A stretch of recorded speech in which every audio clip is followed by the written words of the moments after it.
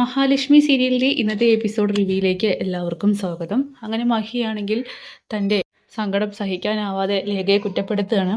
നിനക്ക് എന്നേക്കാൾ കൂടുതൽ കുഞ്ഞിനെ ഇഷ്ടമുള്ളത് കൊണ്ടല്ലേ, സ്നേഹിക്കുന്നത് കൊണ്ടല്ലേ ഞാൻ എൻ്റെ കുഞ്ഞിനെ ഇവിടെ ആക്കിയിട്ട് പോയത്, എന്നിട്ട് അതെവിടെ, എൻ്റെ കുഞ്ഞ് എവിടെ എന്നൊക്കെ ചോദിച്ചുകൊണ്ട് പൊട്ടിക്കരയുന്നു.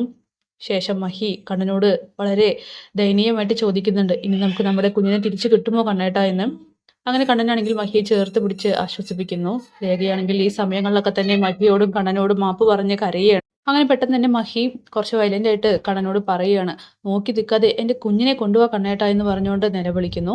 ഈ സമയം അനന്തവും അതുപോലെ മാർക്കോയും ഏകദേശം കാര്യങ്ങളിലേക്ക് അടുത്തെത്തിയിരിക്കുകയാണ്. അതായത് CCTV ദൃശ്യങ്ങളിലൂടെ ആ കുഞ്ഞിനെ കൊണ്ടുപോയ ഗുണ്ടയുടെ, അതായത് ഒട്ടുപാൽ എന്ന ഗുണ്ടയുടെ വണ്ടി നമ്പർ കിട്ടുകയും അവനെ ചെന്ന് കാണുകയും ചെയ്യുന്നുണ്ട്. എന്നിട്ട് അവനെ ഇടിച്ച് ചമ്മന്തിയാക്കി കുഞ്ഞിനെ എവിടെയാണ് കളഞ്ഞത്, ആര് പറഞ്ഞിട്ടാണെന്നൊക്കെ ചോദിച്ചുകൊണ്ട് മാർക്കോയും അനന്തവും നന്നായി തന്നെ പെരുമാറി വിടുന്നുണ്ട്. ഈ സമയം അയാളാണെങ്കിൽ സത്യങ്ങളെല്ലാം പറയുകയാണ്. ശേഷം കുഞ്ഞിനെ ഉപേക്ഷിച്ച സ്ഥലവും പറഞ്ഞു കൊടുക്കുന്നു. ഒട്ടും സമയം പാഴാക്കാതെ മാർക്കോയും അനന്തവും ചേർന്ന് ആ സ്ഥലത്തേക്ക് എത്തുമ്പോൾ കുഞ്ഞിനെയാണെങ്കിൽ അവിടെ കാണുന്നില്ല. അവരാണെങ്കിൽ ആകെ പാനിക് ആവുകയാണ്. ഈ സമയങ്ങളെല്ലാം തന്നെ കുഞ്ഞിനെയും കൊണ്ട് ആ ഒരു ഭിക്ഷക്കാരനാവട്ടെ ആ കടയുടെ തിണ്ണയിൽ അങ്ങനെ ഇരുന്ന് ഭക്ഷണമൊക്കെ കഴിച്ചുകൊണ്ടിരിക്കുകയാണ്. ഇവരെ കാണുമ്പോൾ അയാളും ഒന്ന് പരുങ്ങുന്നുണ്ട്. നീലമോളെ ഒരു കറുത്ത തുണിയിൽ പൊതിഞ്ഞ നിലയിലായതുകൊണ്ട് തന്നെ മാർക്കോയ്ക്കും അനന്തുവിനും അവളെ കാണാനും സാധിക്കുന്നില്ല.